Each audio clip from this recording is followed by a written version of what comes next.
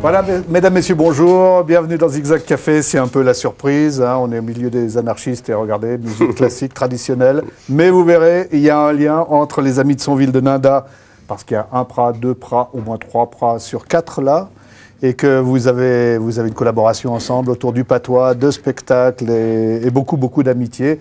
Donc, c'est vous dire que cette émission commence sous les meilleurs auspices. Et puis, on les a invités aussi parce qu'il faut qu'on vous dise que sur ce plateau, il y a notamment les représentants, beaucoup de membres du Club des aînés de Salins, qu'on salue.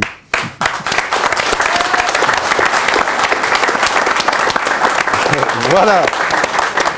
Narcisse, avant qu'avec l'ami Alex qui m'a si brillamment remplacé hier, on reprenne le parcours de vie. Il paraît que lorsque vous passez la douane maintenant, on vous regarde d'un air un peu bizarre. Ben oui, il n'aurait pas fallu parler de contrebande hier. Ah, vous avez senti une différence? J'ai senti quelque chose dans l'ambiance, oui. Bon, le Vatican, vous fréquentez moins, ça vous fera... ça ira. Ça ira. Ah, ça ira. Ouais, il s'en aperçoit pas depuis que les curés sont plus en uniforme, mais ils vous regardent d'un drôle d'œil quand même, croyez-moi. Alors Alex, vous nous rappelez où on est resté hier de l'histoire de hier, on était quasiment de rentré de Paris pour arriver à Genève. Je rappelle brièvement Narcisse, né en 29, petit enfant de la montagne, d'abord berger, rapté, kidnappé par les curés qui veulent en faire un missionnaire, et puis renvoyé juste avant le baccalauréat, devenu alors ouvrier, puis enseignant des langues, et petit à petit horloger, fabricant de montres, contrebandier, il l'a dit hier, et finalement parisien, mais ça s'est mal passé, arrivé à Genève, il a eu un gros pépin de santé, il se dit voilà ma deuxième vie, je veux la gagner libre, et il va à la fois lancer une initiative pour prendre un peu d'argent militaire au profit du cancer, et il va d'autre part lancer un journal qui va faire fureur, et qui s'appelle La Pilule. Ça vous va comme résumé? Oui, et puis on pourra dire que tout à l'heure il va s'attaquer aux petites causes et aux grandes causes, et aux grands de cette planète, et ça va lui valoir un certain nombre de problèmes. Mais il y a une première histoire qui est extraordinaire, c'est l'histoire des parcomètres. Oui, écoutez, regardez, je vais juste vous montrer là cette petite chose. J'en ai encore quelques-uns. Je ne sais pas si on peut les voir. Voyez, devinez ce que sont ces choses-là. Ce sont théoriquement des pièces de 20 centimes. En tout cas, ça devrait faire marcher gratuitement les parcs-mètres. Et ça, c'est encore un coup à Narcisse. Eh bien, après l'échec de l'initiative pour la lutte contre le cancer, où je n'avais recueilli que 35 000 signatures, après 3 ans de bagarre, eh bien, j'ai lancé une première initiative pour l'abolition des parcomètres à Genève. C'est-à-dire que les Genevois avaient la faculté de faire abolir les parcomètres sur le territoire genevois. Alors, il me suffisait de recueillir 10 000 signatures et je ne suis parvenu qu'à 7 500. Non, les gens veulent des parcomètres, c'était évident. C'est alors que la moutarde me montait au nez et que j'ai commencé d'examiner comment étaient faits ces sales bêtes. Et j'ai trouvé qu'on parvenait à les faire fonctionner d'une certaine façon. C'est-à-dire qu'en les actionnant avec une pièce de métal, par exemple, un cure-dent ou quelque chose comme ça, on parvenait à faire fonctionner le mécanisme. J'ai donc fait fabriquer finalement un outil qui m'a coûté assez cher, qui m'a coûté 2500 francs. Et avec cet outil, j'ai confectionné mes pilules, je les ai distribuées gratuitement, 25 000 pilules aux automobilistes de Genève. Naturellement, je me suis bien gardé de les vendre, car c'eût été quelque chose comme de l'escroquerie face à l'État. Alors, qu'est-ce qui vous avait fait, au fond, ces parcs-mètres? Écoutez, c'était moins les parcomètres eux-mêmes que la tête des gens. qui faisait mon environnement professionnel, mais je voyais des gens qui avaient une tête de parcomètre. On les voyait arriver le matin, mettre leurs pièces dans leur parcomètre. On les revoyait à 9h-5, à 10h-5, à 11h-5 ressortir, mais ils avaient vraiment des têtes de parcomètre. Finalement, je me suis dit, je vais leur changer leur tête. Ce qu'on peut dire tout de même, c'est que dans la rue Chaponnière où il était, il y avait évidemment les complices qui mettaient les pièces noires, puis il y avait quand même un certain nombre d'agents et d'agentes qui passaient. Et alors, pour prévenir les copains, il y avait une grosse cloche descendue des alpages qu'on agitait violemment, et comme ça, tout le monde était prévenu et il n'y avait jamais de pépins. Ça vous a naturellement valu un procès?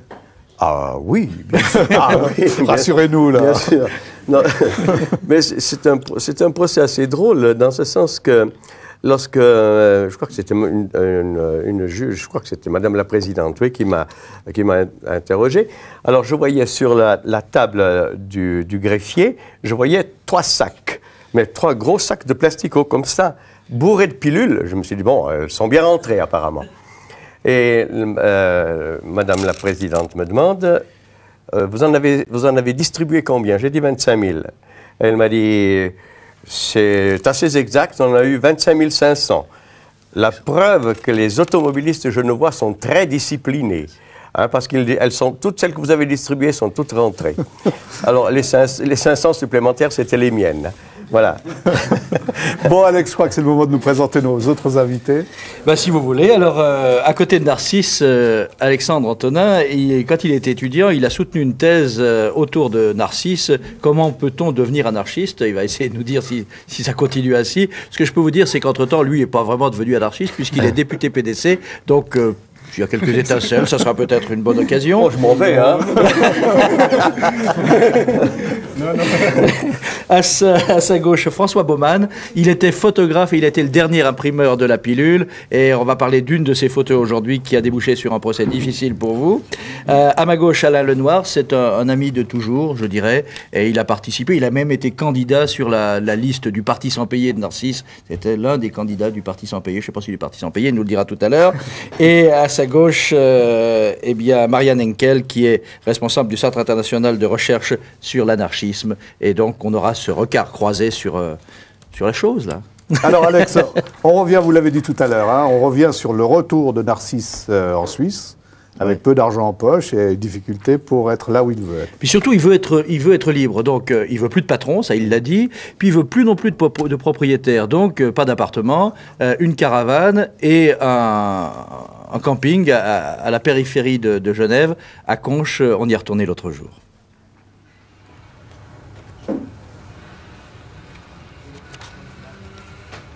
Avant de venir m'établir dans ce camping, j'avais demandé des autorisations pour aller m'établir dans la campagne ou n'importe où, et tout m'a été refusé. Règlement cantonal, règlement communal, etc.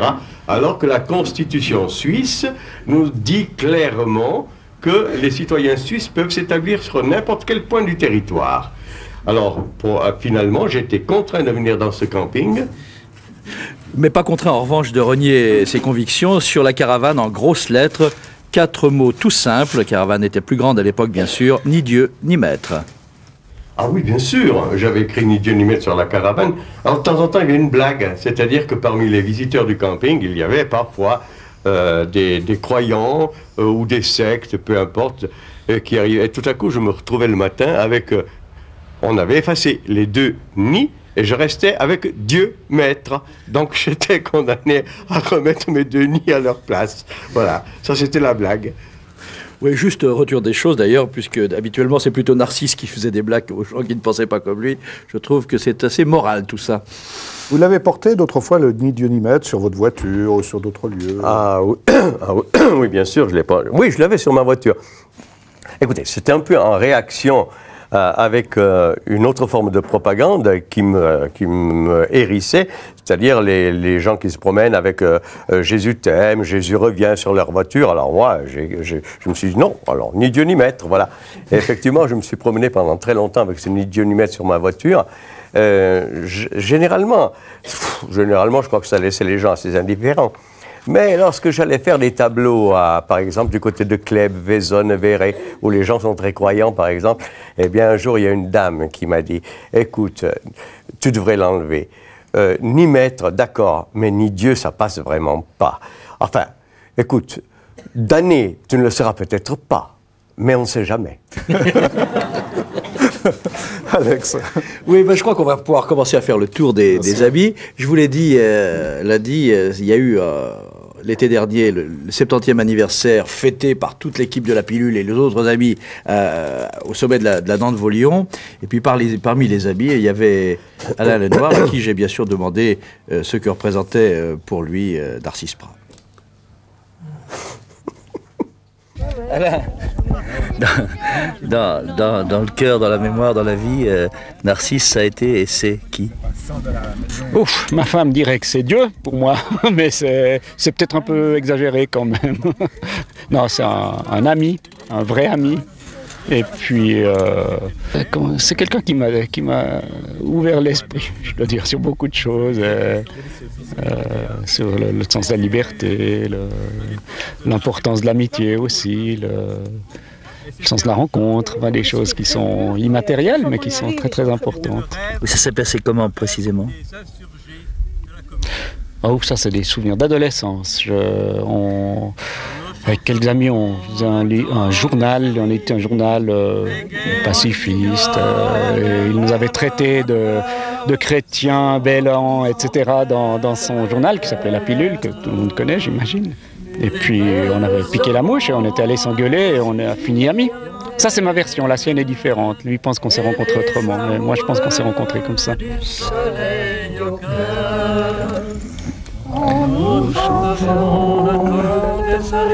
Alors dites-moi, ce qui serait intéressant d'expliquer aux téléspectateurs, c'est qu'il y a, bon, on est dans le passé, on va se remémorer un certain nombre d'engagements de la Pilule et de vous autres, mais l'amitié, la liberté, la fidélité, puisque vous dites, vous l'avez rencontré lorsque vous étiez adolescent et aujourd'hui encore, à l'anniversaire, vous êtes là, ça c'est important. Il y a peut-être une chose qui permet de saisir le sens de tout ça, c'est cette réflexion de ma femme qui dit toujours « Ah, il y a Dieu qui a téléphoné quand Narcisse m'appelle ». Ça vient du fait que... Oui, bien sûr, il y a de l'ironie là-dedans, ça n'est quand même pas une abrutie, sinon je ne l'aurais pas épousé. Ça vient du fait que quoi que fasse Narcisse, ça suscite en moi un enthousiasme, et je commence par dire « c'est génial » ou « il est génial ». Et puis ensuite, je constate que la plupart du temps, je ne suis pas d'accord avec ce qu'il a fait. Son combat sur les parcomètres, pour moi, c'est une... Je ne veux pas être grossier, c'est une idiotie infâme. Moi, je n'ai rien affiche de faciliter l'envahissement de la ville par les voitures. Moi, ça me semble absolument indifférent. Mais par contre, ce que j'adore, c'est cette espèce de cohérence fondamentale qui existe chez Narcisse. C'est la première personne que j'ai rencontrée qui, quand il sentait quelque chose, il le traduisait en actes, en paroles, il était d'un bloc autour et il allait au bout.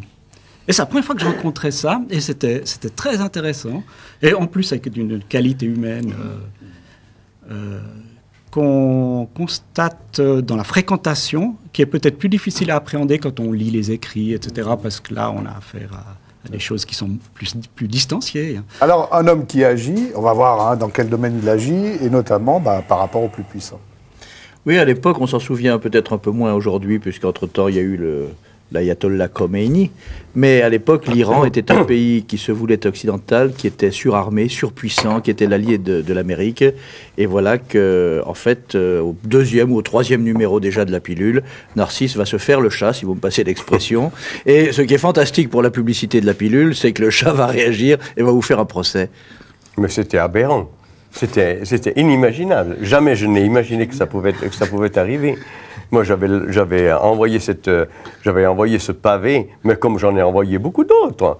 Je me souviens du roi du Maroc, à feu et à sang, par exemple, que j'avais mis en manchette de la Pilule, par exemple. Mais c'était de la provocation pure. C'était beaucoup plus de la provocation que de l'information, parce que, comme je crois l'avoir déjà dit, je n'avais pas les moyens de payer des journalistes d'investigation. Bon, écoutez, on va retrouver un document, là, le Shah d'Iran, quand même, qui répond à des interviews, et on va s'apercevoir que il y a provocation, mais vous êtes tombé juste. Ah oui. Regardez. Depuis 35 ans, le Shah Reza Pahlavi, roi des rois, règne sur son peuple, les Persans. Son pays, l'Iran, connaît aujourd'hui une forte croissance économique. La richesse provient avant tout du pétrole, et cette richesse donne au Shah sa puissance, une puissance qui, à l'égard de l'extérieur, s'appuie sur une armée moderne et qui, à l'intérieur, repose sur un système de sécurité perfectionné, avec une police secrète omniprésente, la SAVAK, qui lui est directement subordonnée. Les adversaires politiques, qui n'appartiennent pas au parti unitaire du Shah, le parti de la Renaissance, passent pour ses ennemis et ils sont poursuivis. On dit qu'il y a environ 20 000 prisonniers politiques en Iran. Ce n'est pas vrai. On en compte environ 3 000, pas davantage. Le nombre exact des adversaires politiques du Shah détenus dans des prisons ou dans des camps n'est pas connu précisément.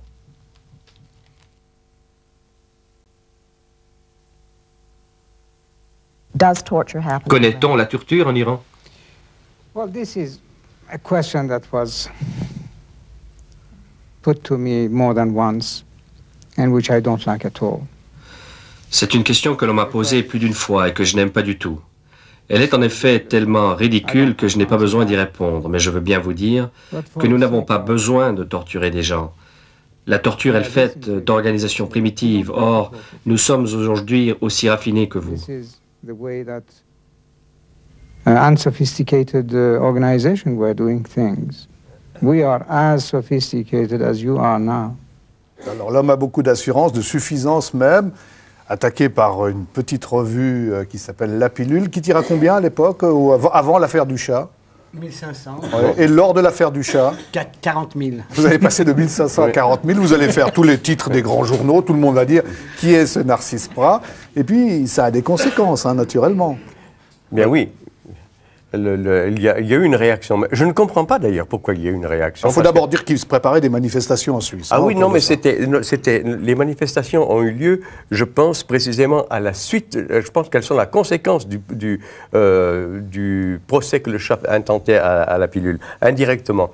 C'est une suite, parce qu'au départ, il y a eu cette réaction incroyable de la plainte pénale du Shah d'Iran, par le biais de l'ambassade, contre un petit journal insignifiant. C'était grotesque. Et puis, là-dessus, que s'est-il passé? À partir du moment où la chose s'est sue, les journaux en ont parlé, et tout à coup, il m'est arrivé une avalanche de renseignements. C'est à ce moment-là que j'ai eu tous les renseignements sur le Shah d'Iran, sa famille, etc., et le Shah d'Iran qui passait pour un monarque débonnaire, qui distribuait des terres aux gens, qui venait lui baiser les pieds. On voyait des photos, on voyait les gens littéralement baiser le pied du Shah d'Iran.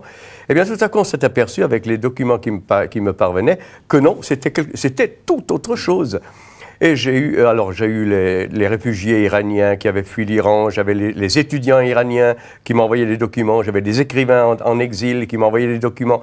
Et finalement, je me suis retrouvé avec 3 grosses valises pleines de documents, si bien que je pouvais affronter, naturellement, je pouvais affronter le procès sans problème. À quel moment ça a déterminé alors des manifestations dans les rues? C'était plus tard, c'est-à-dire que était-ce avant mon procès? C'était avant mon procès. C'était juste avant mon procès. C'est-à-dire qu'il y a eu, à un moment donné, le Shah d'Iran a été invité par le BIT, donc le Bureau international du travail à Genève.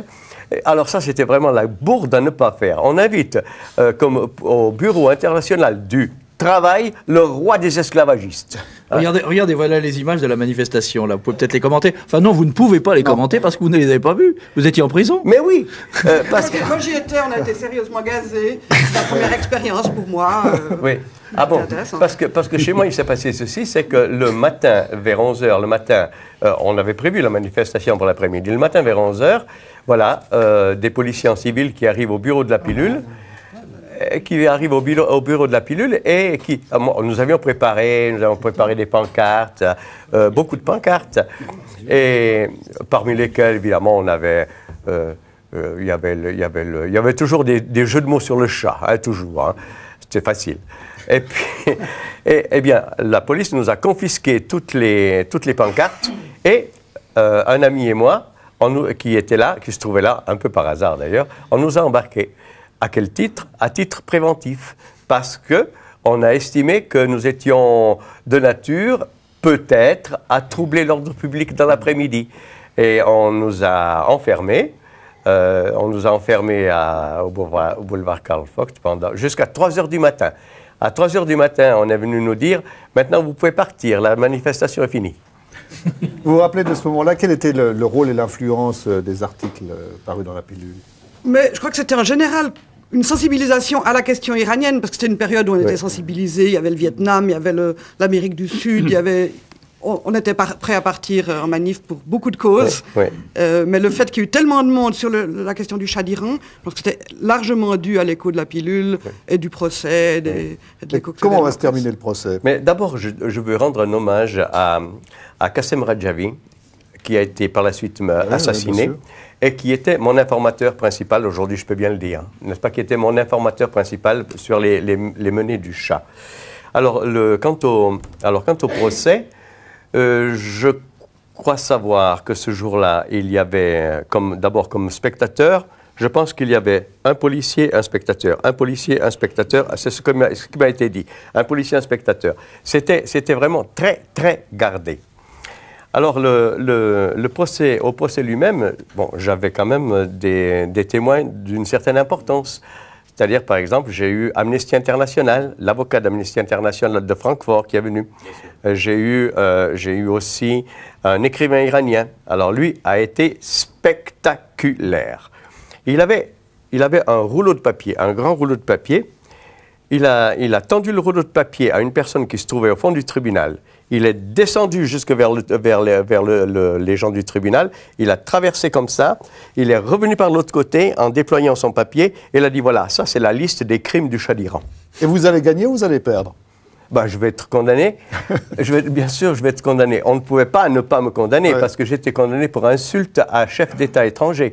On ne pouvait pas me condamner. Écoutez, je vais peut-être vous révéler quelque chose, mais de ce temps-là, je crois pouvoir dire que la fille du président de la Confédération de l'époque, ou en tout cas d'un des conseillers fédéraux, était la préceptrice des enfants du Shah d'Iran. On ne pouvait pas ne pas me condamner. Alors, on continue dans nos histoires. Oui, il y a, dans le mémoire que vous avez consacré à Narcisse Prat, vous dites à un moment que, il se dit, mais il faut qu'on se mobilise. Si, par exemple, 500 personnes se mettent à injurier un chef d'État, on va bien voir s'il réagit. Vous pouvez nous rappeler ça? Tout à fait, quoi. Donc, ce qui se passe, c'est que Narcisse Prat a essayé de faire un papier injurieux et après de faire signer par des personnes, donc ils mettaient leur nom et puis ça a été envoyé à des chefs d'État pour voir s'ils allaient réagir. Et effectivement, ils n'ont même pas réagi, donc après la conclusion... vous étiez déçu alors? Non, ni déçu ni content, hein. C'était logique. Hein. L'inconvénient du Shah, c'est qu'il vient mais il repart, quoi. Vous ne l'avez pas toujours sous la main, alors que, évidemment, ensuite, vous allez vous attaquer à des gens qui sont toujours à portée de main, la police. Mais vous savez, quand on dit « je vais m'attaquer », ce n'est pas... Mais, non, je fais attention parce que je dois encore circuler dans Genève. On a dit, les douaniers, c'est plus possible, la messe, c'est pas la peine d'y aller. Alors, je deviens prudent, quoi. Quand je dis que je vais m'attaquer, c'est peut-être pas le mot. Non, mais je suis témoin de choses qui me font réagir, c'est tout. Et le jour où François Baumann m'apporte une certaine photo d'une manif, moi, je ne peux pas ne pas réagir. Voilà. Alors, on va d'abord la voir, cette photo. Hein, on l'a en style star. Oui, on va la... Vous prenez cette photo, vous vous rappelez dans quelles circonstances, bien sûr? Oui, c'était à l'occasion de la manifestation pour le livre de la défense civile. Et c'était sur la place du Mollard. Et la police venait de faire une charge. Et moi, j'étais pris... J'ai réussi à sauter sur le toit du marchand de marrons, qui était juste à côté de la fontaine. Et personne ne m'a vu grimper. Et j'ai pu faire des photos tout à loisir. Dont celle-là. Dont celle-là. Voilà. Depuis le toit du marchand de marrons, et je suis resté planqué jusqu'à qu'il n'y ait plus personne sur la place avant de redescendre. Alors Narcisse, quand vous êtes en possession de ce document, qu'est-ce que vous en faites? D'abord, je commence par analyser les expressions des visages. Hein, et puis j'essaye de mettre la musique là-dessus, par exemple. On voit l'image maintenant, au Sole Mio, menu chrétien, une petite mèche de tes cheveux. C'était très yéyé votre truc là. Comment? C'était très yéyé, une petite mèche de tes cheveux. Mais c'était pas méchant, je comprends pas pourquoi ils ont réagi, c'était gentil tout ça, non? Alors la réaction, rappelez-nous ça, Alex, hein, la réaction va être importante. Bah oui, ça va coûter cher. Hein. Mais c'est-à-dire que, contrairement à l'avocat du Shah d'Iran qui a agi pénalement, ce qui n'était pas très malin de sa part, parce que ça a déclenché, le procès du Shah avait déclenché une telle avalanche d'informations que les journaux étrangers aussi ont repris mes informations. J'ai eu par exemple la visite de Claude Angéli du Canard enchaîné qui est venu chez moi. Il y a eu Le Monde qui a réagi, il y a eu Combat qui a réagi à cette époque-là. Mais ça, c'était le fait qu'il ait déposé une plainte pénale, ce qui était une énorme gaffe.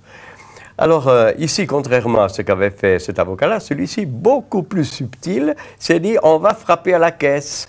Et alors, qu'est-ce qu'il fait? Un beau jour, je reçois un commandement de payer de 320 000 francs suisses pour insulte à la police. Alors, 320 000 francs, dont 200 000 pour la police genevoise et 120 000 pour la police valaisanne. Parce que de ce temps-là, figurez-vous que il y avait des problèmes, quoi. De temps en temps, il y avait un gars jeune qui s'évadait. Il y avait 3 ou 4 mois de prison à faire. Il s'évadait, on le flinguait. Hein, il était mort. Hein. Une fois, c'était un footballeur du FC Sion qui sortait d'un bar. Pas de problème, on le flingue. Il était mort. Hein. Vous nous rassurez, vous n'allez pas non plus au week-end en Valais, là, ça va, les douaniers, la police il était non, ils se sont civilisés depuis. Il n'y a plus ce genre de problème. Non. Et puis, etc. Il y en avait beaucoup d'autres. Alors, si bien que finalement, je me retrouve avec 320 000 francs à payer. Alors, naturellement, les journaux en ont parlé. Et que se passe-t-il dans pareilles circonstances? Les imprimeurs, ils commencent de réfléchir. La pilule, 320 000 balles, où est-ce qu'il va les chercher, hein? Alors, du coup, les crédits d'imprimeurs sont coupés, et je peux vous dire que c'est vraiment ce qui a tué la pilule. Alors, ce qui s'est passé, c'est qu'on n'avait plus qu'une solution, c'était d'essayer d'imprimer la pilule nous-mêmes. Et là, c'était mon ami François, qui est typographe, qui a commencé de s'en occuper. Comment faisiez-vous? C'était difficile parce que on avait une imprimerie qui était... La police voulait savoir où elle était. Donc, dès qu'on était repéré, on déménageait.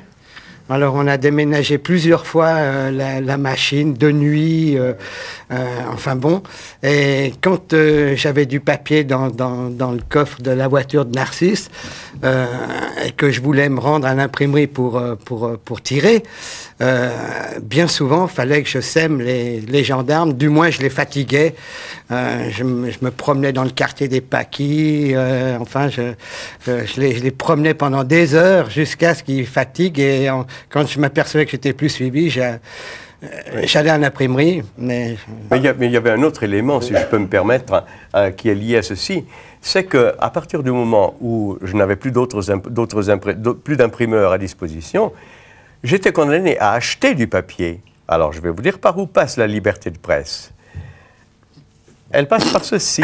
C'est que acheter du papier, à qui je m'adresse? Au grossiste en papier. Je ne vais pas vous le nommer, on le connaît. Et je lui dis, voilà, j'ai besoin de... Parce que ça représentait quand même un certain volume. Alors, on me répond, non, monsieur, pas de papier pour la pilule. Mais textuel, pas de papier pour la pilule. Et je dis, mais je paye comptant. Pas de papier pour la pilule. Si je paye d'avance, pas de papier pour la pilule. Authentique. Et j'ai fait 2 grossistes de cette façon-là. Finalement, ne trouvant pas de papier en Suisse romande, mais je suis parti le chercher à Bibrist, en Suisse allemande. Là-bas, on ne connaissait pas la pilule et j'ai eu du papier. Alain Lenoir, juste une précision, parce que là, on se raconte l'histoire, elle peut apparaître pour les téléspectateurs qui ne la connaissent pas, comme un peu l'aventure des pieds nickelés. En réalité, c'est des combats importants, ce sont des thèses. Vous n'étiez pas d'accord tout à l'heure avec la lutte pour les parcomètres, mais il y en a d'autres avec lesquelles vous étiez d'accord, naturellement. Oui, je ne suis pas forcément le mieux placé pour parler des combats de Narcisse, dans la mesure où nos 2 trajectoires se sont rencontrées, mais nous avons fait très peu de choses engagées le regard en commun. Que vous portez sur ce qu'il a fait, par exemple. Là, vous pensez... liberté de la presse... L'objection de conscience, par exemple. Oui, là, par exemple. Là, il y avait un travail commun. La fable. Et il y a eu des rencontres, là, il est en train de me souffler, qui étaient effectivement... qui ont débouché effectivement sur des choses assez cocasses et assez effectives, mais comme par exemple ton témoignage lors de mon procès, quand j'ai refusé de payer la taxe militaire, il s'est mis à réciter, à déclamer la fable de La Fontaine, l'oiseau qui refuse de céder ses plumes à ceux qui veulent en faire des flèches pour abattre les oiseaux. Enfin, bon, il y avait mais ce sont des escarmouches, je veux dire, les anecdotes. Des anecdotes. Nos engagements se faisaient dans des milieux différents, au fond. D'accord. Alors, pour arranger le tout, dans le panier, il y a en plus, on va s'offrir les militaires, ça on pouvait deviner, mais les colonels divisionnaires. Ah oui. Mais là, non, dites-moi, liste des salaires des divisionnaires, leur conseil d'administration, tout ça dans un ouvrage qui s'appelle Le Petit Livre. Le Petit Livre vert de gris. Exact. Oui, Le Petit Livre vert de gris, mais je dois dire, ça, comme toujours, quand on n'a pas les moyens, ça commence par une tricherie. Hein? Je n'avais pas les moyens d'aller chercher les salaires de ces messieurs. Je n'avais pas les moyens surtout d'envoyer un photographe pour publier leur belle figure dans le petit livre que je projetais. Alors j'ai commencé par envoyer une lettre à une agence de renseignements commerciaux sur une en-tête de lettre qui n'était pas celle de la pilule, parce que de ce temps-là, je ne gagnais pas ma vie avec la pilule. Financièrement, je la perdais. Donc, j'envoie cette lettre en disant, voilà, j'aimerais des renseignements. J'avais les photos de l'état-major supérieur de l'armée suisse. Ces photos avaient été publiées dans la Schweizer Illustrierte Zeitung, que j'ai volé sans scrupule. Hein. J'ai envoyé les noms et les photos à cette agence en disant, voilà, ces messieurs m'ont demandé, ces messieurs voudraient s'associer à moi dans mes affaires. Pourriez-vous me dire quels sont leurs revenus pour me rassurer? Et on vous a répondu? Mais bien sûr. Comment on a répondu? Au bout de quelques temps, alors, je commençais de recevoir les renseignements, les uns après les autres, et puis un beau jour, l'agence de renseignement en question me téléphone. Écoutez, on ne peut plus vous donner ces renseignements parce qu'on s'est aperçu que c'est tout l'état-major supérieur de l'armée qui y passe. J'ai dit, écoutez, moi, je vous ai versé des avances. Si vous ne me donnez pas la totalité, moi, je rends le contrat et vous me remboursez. Alors là-dessus, ils ont continué. C'est bien. Alors, si bien que je me suis trouvé avec les photos et les revenus. Remarquez que parmi les revenus, bon, il y a bien une fortune de 12 millions, d'accord. Mais il y a aussi, disons, les professionnels, les instructeurs, donc le capital qui ne représente pas, disons, du capital. Mais tous les autres, je peux vous dire qu'en matière d'argent, ils ne sont pas à plaindre. Hein. Vous nous rappelez, Alex, c'était un franc succès? Oui, je ne sais pas combien d'exemplaires, mais enfin, disons que 12 500 exemplaires. Ouais. Ceux qui connaissent un peu l'édition en Suisse romande savent que ça fait partie des best-sellers. Hein. Oui. Oui. Ah, mais j'avais des gens qui m'en achetaient 50. Mais pas pour les revendre, pour les distribuer. Ah bon, c'était pas pour les détruire, c'était... peut-être. Sait-on jamais. Bon, tout ça, il a beau vendre 40 000 exemplaires de la pilule au moment du chat, il a beau vendre 15 000 exemplaires du petit livre vert de gris, les finances, c'est quand même limite, alors il va falloir repartir dans ce qu'il sait faire. D'autres, c'est-à-dire les montres, et il va créer une chaîne de magasins Au Fou. Alors, dites-nous d'abord, pourquoi vos magasins vont s'appeler Au Fou? Ah, mais je me retrouve avec une montagne de dettes. Il faut vous dire une chose, c'est que, par exemple, cette fameuse initiative populaire pour la lutte contre le cancer, qui avait démarré en même temps que le journal, elle m'avait coûté beaucoup d'argent. Ça n'a l'air de rien, mais...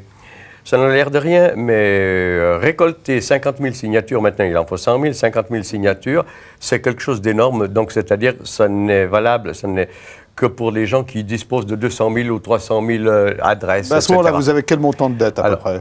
Oh, je n'ose pas vous le dire. Il y a prescription, là, c'est réglé déjà. C'est inavouable. On va s'adresser à l'agence. Oui, on fait un appel aux téléspectateurs. C'est à proprement parler inavouable. Écoutez, je crois que ça devait tourner autour des 280 000 francs de dette.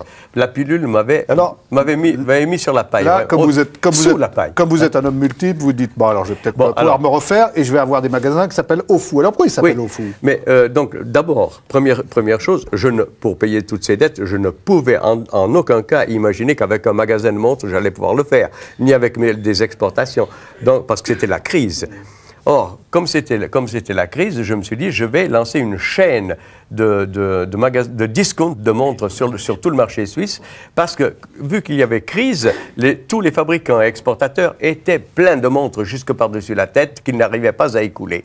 Je me suis dit, ils vont être ravis de les vendre sur le marché suisse, d'où mon idée. Alors, j'ai l'idée, il me reste à trouver un nom. Alors, je demande au registre du commerce pour avoir Bourse internationale de la montre. Pas prétentieux, le gars, hein? Bourse internationale de la montre. On me répond, exclu. Le mot bourse est protégé, international est protégé. Alors, je leur propose discount des montres, quelque chose comme ça. On me répond, discount, vous pouvez l'utiliser à la condition que vous le personnalisiez, c'est-à-dire que vous y mettiez votre nom à côté. J'ai dit, ah non, moi, mon nom à côté du discount, ça, jamais. Mais écoutez, c'est une histoire de fou, votre truc là. Si j'appelle ça Au Fou, ça vous va? Il m'a dit oui. Alors voilà, j'ai appelé ça Au Fou. Alors Alex, juste avant qu'on voit votre séquence, vous rappelez un peu dans quelles conditions, parce que c'est pas une chaîne de magasins ordinaires, ce sont pas des magasins dans lesquels on travaille de manière ordinaire. Bah, c'est pas un patron ordinaire, certainement. Vous avez bien compris. Donc c'est vrai qu'il faut se refaire, c'est vrai qu'on va se refaire de toutes sortes de manières, aller négocier des stocks, et puis c'est vrai que les employés vont se trouver très bien ici, mais ce ne sera pas vraiment des employés face à un patron. On en a retrouvé, on en reparlera après, mais on en a retrouvé un qui ne peut pas être aujourd'hui avec nous, puisqu'il est parti pour l'Afrique. Alors, si vous voulez bien, on va repartir tout de suite dans votre quartier général. C'est dans le quartier des Paquis, rue Chapaudière, et puis on va voir. Voici le lieu où se trouvait le magasin Au Fou. C'est aujourd'hui un fitness qui a remplacé Au Fou. Mais à 2 pas le quartier général, je veux parler du café de la Matz, est toujours là. Retrouvailles avec le patron, Bernard Dalève, et aussi avec un des premiers vendeurs du magasin, Juan Martinez, qui est devenu aujourd'hui un journaliste et qui, justement, je vous l'ai dit, est en Afrique. Il y a combien de temps que vous ne vous étiez pas revu? Alors, ça doit bien faire une quinzaine d'années. Oh, oui. Au moins une quinzaine d'années, parce que je sais que j'ai quitté Au Fou. Enfin, moi, je ne travaillais pas de manière régulière, hein, contrairement à ma femme, mais nous sommes partis en voyage avec ma femme assez longtemps, nous sommes revenus la retravailler. Oui, je pense au milieu des années 80, là, on a perdu un petit peu le fil. La première personne de ma famille qui est entrée en contact avec Narcisse, c'était celle qui n'était pas encore ma femme, qui a travaillé incidemment pour lui, et puis qui petit à petit a fait entrer, si je puis dire, ma mère d'abord, ensuite mon père, moi parfois, mon jeune frère les week-ends, et puis finalement on s'est retrouvés à travailler tous ensemble, grosso modo 2 familles, celle de Narcisse et la mienne. Et alors là, c'était un petit peu particulier, parce qu'il y avait une chose qu'il faut dire à l'époque qui est absolument impensable aujourd'hui, c'est-à-dire que comme Narcisse mettait en pratique ses convictions anarchistes, il n'y avait pas de contrôle, hein, sur le temps de travail, de contrôle sur la journée de travail. Donc les gens arrivaient à peu près quand ils voulaient. Bon, en principe, ils faisaient leur journée, mais ils puisaient leur salaire dans la caisse directement. Donc là, il fallait qu'il y ait une certaine éthique. Elle n'était pas toujours présente, mais les gens se servaient, prenaient l'argent du mois. Narcisse était un artiste et un poète à la fois, mais un grand commerçant. Attention. Il a développé des choses dans le secteur que nul autre n'avait encore. Et j'ai toujours comparé Narcisse à une chose assez extraordinaire, parce que la richesse de l'homme, c'est pas de savoir ce qu'il a, c'est ce qu'il cache. Alors il m'avait caché beaucoup de choses. Alors il venait aussi avec ses amis ici, qui étaient-ils Où ses amis étaient un peu cachés, il avait une secte à lui. Je n'en dirai pas plus là-dessus, parce qu'il cachait très bien ses choses. Il était plus artiste que magasinier ou vendeur de montres. Ouais, vous en avez beaucoup, les copains, comme ça. Ah, le traître, une secte. Rien inventé. Et là, il y a encore d'autres témoins, Alex. Oui, il y a d'autres témoins, parce que bon, les magasins au fou ont disparu quand Narcisse a décidé, on en reparlera, de monter en direction de Besançon. Il y en a eu combien, 15, 16 au maximum, un peu partout. Hein. Ouais. Puis il en reste un, qui est à Bienne. Alors je vous propose qu'on aille le retrouver, même s'il ne fonctionne plus exactement de la même manière. Ouais. Au centre de Bienne, donc le voici, ce dernier magasin au fou. À l'époque, la particularité du gérant, c'est qu'il était lui un véritable horloger. Il s'appelle Michel Talman. À Bienne, tout le monde connaît au fond. Alors je voulais pas changer le nom, pourquoi? Puisque quand les gens me rencontraient dans la rue, ils me disent bonjour monsieur le fou, alors je vois pas pourquoi je devrais changer. L'assortiment a évolué, mais le souvenir des montres bon marché est resté.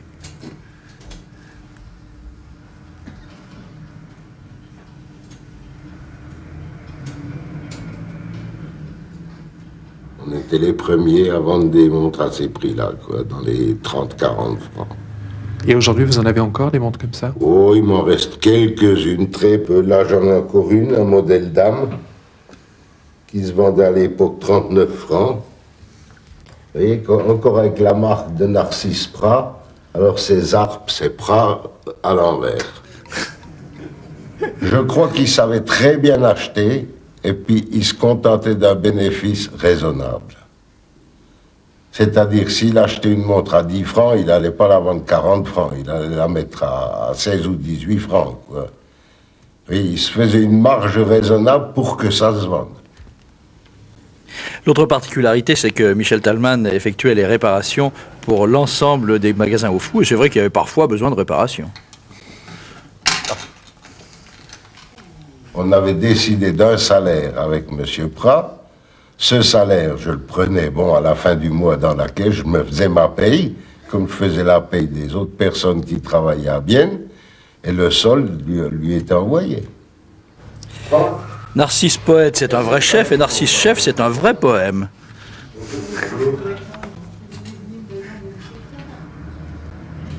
Un patron qui n'était pas gênant du tout.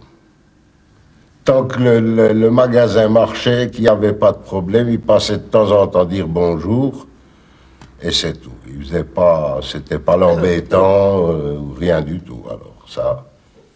Oui, alors, vous avez vu le petit carton rouge, là, il est devant vous, mais je vous relis le texte. C'est un texte de Narcisse qui est encore aujourd'hui au magasin au fou.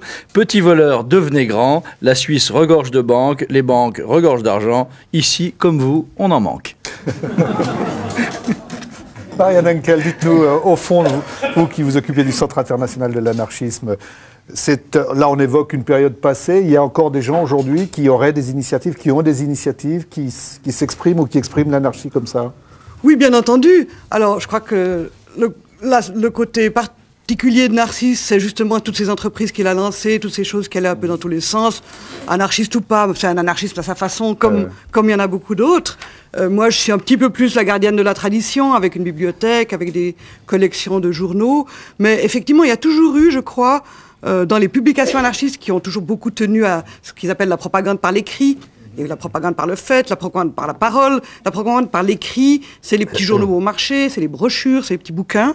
Alors, je pense qu'il y a une catégorie qui sont les journaux des organisations, les journaux bien cadrés, anarchistes, anarcho-syndicalistes, qui expliquent. Et puis, il y a tous ces journaux alternatifs, avec un esprit libre, avec des anarchistes qui y collaborent parce qu'ils trouvent là-dedans, alors ça peut être des libres penseurs, ça peut être actuellement tous les réseaux des info-kiosques, info-shops, des squats et autres, ça peut être par le biais de la musique, ça peut être... Mais des journaux d'intervention, je crois qu'on en trouve passablement. Il y en a un actuellement à Genève qui s'appelle Aujourd'hui, qui paraît tous les 15 jours, qui essaie de percer en kiosque. Donc, je ne sais pas si c'est des gens qui ont connu la pilule, qui sont plus jeunes. Peut-être que ils étaient invités au pique-nique, ils n'ont pas répondu. Ça n'empêche pas que leur journal est excellent. Parce qu'aussi faire un journal, même paraissant tous les 15 jours, quand on fait ça à côté des heures de boulot, ça prend du temps, ça devient l'activité principale. Alexandre Antonin, vous avez fait un mémoire pour le professeur Ivo Rens à l'université il y a déjà quelques années, sur Narcisse Prat, ou comment peut-on être anarchiste, et vous faites une distinction, vous dites en effet, il y a l'anarchisme et il y a l'anarchiste. Et dans la recherche que vous avez faite, quelle peinture faites-vous de Narcisse Prat? Quel genre d'anarchiste est-il? Alors, tout d'abord, c'était dans le cadre de Histoire des doctrines politiques. Alors, c'était très intéressant de voir que la plupart des étudiants choisissaient Montesquieu, Rousseau, des personnes mondialement connues. Et puis, j'ai choisi Narcisse Prat. J'avais déjà lu quelques-uns de ses livres. Et par chance, l'assistant le connaissait puisqu'il avait manifesté pour lui contre le Shah d'Iran. Donc, comme quoi tout se tient. Il était très content. Pour répondre à votre question, donc, Narcisse est contre tous les ismes, toutes les doctrines, tout ce qui est unificateur et générateur. Et, enfin, donc, bien entendu, il est contre, je pense, l'anarchisme. Ça, je pense que c'est à lui à s'exprimer. Par contre, il est pour l'anarchie, c'est-à-dire que chaque personne, en fait, concrètement, vit à sa manière. Et c'est dans le vécu, dans le concret. C'est comme ça que je l'ai perçu. Donc, c'est très différent par rapport aux grands écrivains qui ont peut-être des grandes théories, mais qui n'ont pas forcément appliqué ou qui ne sont pas forcément applicables pour tout le monde. Bien sûr. Vous avez choisi une autre voie, au fond, on l'a dit tout à l'heure, vous n'êtes pas dans l'anarchie, vous êtes dans l'anarchisme. Qu'est-ce qui vous a apporté, Narcisse Prat? Alors, il m'a apporté, puis il m'apporte toujours, dans le sens que quand vous m'avez contacté, c'est avec plaisir que je suis venu. C'est une bouffée de liberté et surtout, en fait, d'être intègre tant moralement qu'intellectuellement. Donc, moralement, c'est clair que ça a été dit tout à l'heure, il a fait des pertes, il a risqué une faillite et il n'a pas voulu éponger, enfin faire perdre cet argent à des personnes. Il a voulu en fait les rembourser et il a été aussi intègre intellectuellement parce qu'il a créé ces magasins Wufu. Comme on l'a vu, c'était un système qui était très spécial. Donc c'est en fait cette intégrité par rapport entre l'action et la pensée qui Là, on va s'interrompre parce qu'il va s'énerver, le panégyrique. Je ne suis pas sûr qu'il aime beaucoup, mais... C'est pas à moi à parler. Non, vous l'avez très bien fait. Non, mais... C'est pas à moi à parler. Si j'ai remarqué l'auréole. Non, vas-y, allez-y. Si je peux dire quelque chose à propos de l'intégrité, vis-à-vis des personnes que je considère comme des êtres humains, d'accord. Mais moi, intègre vis-à-vis de l'État, alors là, jamais. Ben voilà, c'est plus global, là. Il y a déjà les douaniers, il y a la police, maintenant c'est l'État. L'État est mon ennemi, il a fait main basse sur moi en m'inscrivant au registre de l'État civil, et l'argent qu'il m'a pris, il me l'a volé, et chaque fois que j'ai pu me dérober, je l'ai fait, et je continuerai de le faire. Alors, demain, on va voir, Alex, de quelle manière les combats continuent, les errances continuent, les déplacements continuent. Mais peut-être on vous a réservé une petite rubrique chaque mercredi, c'est la rubrique du look. Alors là, vous aurez affaire à mon cher Jean-Claude. Là, vous allez lui expliquer de quelle manière la mode a récupéré un certain nombre de symboles. Il est vraiment anachronique et merveilleusement bien, parce qu'au anarchiste, ça ne se voit pas sur son look, au contraire. Il a un look tout à fait soft, alors que justement, depuis des siècles, chaque fois qu'un anarchiste se profile à l'horizon, pour les gens qui sont là, on se souvient tous peut-être de mai 68 ou des punks récemment, plus proches. C'est très visuel. On a tous eu des voisins, des neveux, des cousins, des fils, je ne sais pas, qui ont porté des crêtes ou des clous. Donc on sait que la mode récupère tout, et c'est vrai que l'anarchie a été souvent le véhicule, que ce soit dans les années 50, le noir de Saint-Germain, que ce soit les azours, enfin il y a eu différentes formules de réaction par le vêtement. C'est quand même le premier message qui passe, le look d'un jeune qui réagit ou d'un moins jeune. Alors si ça vous intéresse, 2 bouquins, ça s'appelle Mode du siècle aux éditions Assouline, où là on retrace effectivement tout ce siècle-ci, l'évolution du cuir, des clous, enfin différentes formules. Un deuxième bouquin qui est alors beaucoup plus drôle, beaucoup plus illustré, qui s'appelle Look d'enfer. Juste quelques images pour illustrer ce que je viens de vous dire. Donc, c'est ces looks de cuir et clous, c'est les looks de tatouage, de jeans, bien sûr, puisque si on pense à des gens comme Gainsbourg, par exemple, ou d'autres, on le retrouve là dans ce bouquin, donc ça, c'est très intéressant. Par exemple, là, vous avez Gavroche, par exemple, le foulard de Gavroche, est-ce qu'on va le récupérer? Alors, le petit Gavroche, donc personnage des Misérables, eh bien c'est le fameux petit foulard, le fameux Gavroche, c'est resté ce fameux petit bandana qui est revenu dans les années 70, qui est le look aussi un petit peu des motards, donc des gens un petit peu révoltés. Autre récupération le jeans, bien sûr, le grand phénomène du jeans, puisque jusqu'en 68, eh bien, le costume était de rigueur, que ce soit pour hommes, pour femmes. Le jeans revient très fort, regardez les pattes d'éléphant comme ça, elles sont d'hier, donc c'est vraiment pour ce printemps, c'est tout nouveau, ça revient en force, donc soyons rassurés, ça revient. Simplement, c'est l'endroit de révolte, c'est drôle parce que le jeans a été fait au début du 18e pour des soldats, ce sont des toiles de Nîmes et de Gênes de jeans. Et Vous avez d'autres exemples se battait un petit peu. Bien sûr, on peut parler du perfecto, donc le jeans, toile typique avec le perfecto que Marlon Brando a su mettre en exergue. Et puis la récupération des années 70, eh bien c'est ça par exemple, une révolte qui était très forte. Pays, Dieu sait si c'était une protection, c'est l'Angleterre. Ne regarde absolument pas Narcisse. Le clan, hein, les fameux kills. Ça ne l'intéresse pas. La récupération par le... Retravaillé façon punk, donc Dieu sait si ça c'était une révolte visuelle. Je pense qu'il y a plusieurs parents anglais entre autres. Et puis ça c'est très drôle, c'est la révolte actuelle, c'est les mangas japonaises, donc ça veut dire pris sur des petits t-shirts. Et puis alors quelque chose qui va peut-être l'intéresser un petit peu plus, c'est l'utilisation du militaire. Mais cette fois-ci, le militaire revu et corrigé, regardez ça, c'est aussi tout à fait la nouveauté pour cet été. C'est des nylons légers. Alors, Seldes, c'est un militaire retravaillé. Il y a un grand dégoût. C'est intéressant à voir. Allez-y. Narcisse veut dire quelque chose. Il y a un petit tissu retravaillé. Et c'est justement les gens qui se révoltent qui les portent. J'ai là un couple qu'on connaît. Enfin, c'est les gens de Rhythmix qui sont actifs pour Greenpeace et d'autres. Et ce sont des gens qui portent justement l'antimilitarisme. Dernière chose fantaisie, c'est ce sac qui vient de Londres. Je vous assure que c'est un sac à main. Ça vient d'être créé. C'est probablement aussi une maths, peut-être. Juste un mot. Non, mais juste un mot pour vous dire que j'ai aussi vendu des surplus militaires. Seulement, moi, j'avais un grand panneau disant « Faites un usage intelligent d'un matériel absurde ». Ben voilà, on y est. Hein. Alors, Georges Ypres, si vous voulez bien prendre, il y a un micro près de vous, vous le prenez juste pour nous dire...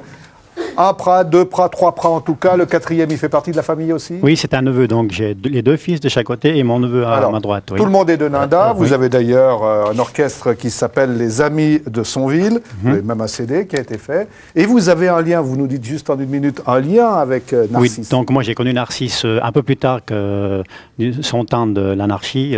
J'ai connu par après quand il est revenu à Nanda. Quand il a retrouvé un petit peu son pays, c'est là qu'on a retrouvé, ça devait être en 77, sauf erreur. Et c'est là qu'on avait été le voir pour commencer ses pièces en patois. Et c'est là que je l'ai connu. Donc et ensuite, pour la vous l'avez cassette, accompagné comme comédien, vous l'avez accompagné comme musicien. Voilà, et tout à fait. vous savez, le combat dont il nous parlera demain, qui est le combat autour enfin, tout son intérêt pour le patois. Vous produisez où en général? Donc on va un petit peu partout, on fait surtout des apéros, des réceptions, des trucs de ce genre, un peu partout dans la Suisse et les alentours. Alors, pour les personnes de Salins, pour les amis de Narcisse, pour vous, on reviendra demain d'ailleurs, rassurez-vous, sur tout ce qui a été, par exemple, l'initiative, les tentatives d'initiative et le lien avec le cancer. Ça sera encore l'occasion d'y revenir demain, mais je pense que c'est assez sympathique et ça vous fera plaisir. Ils sont venus pour vous. Ah oui. Ah, une façon de terminer. Voilà, c'est à vous. J'apprécie.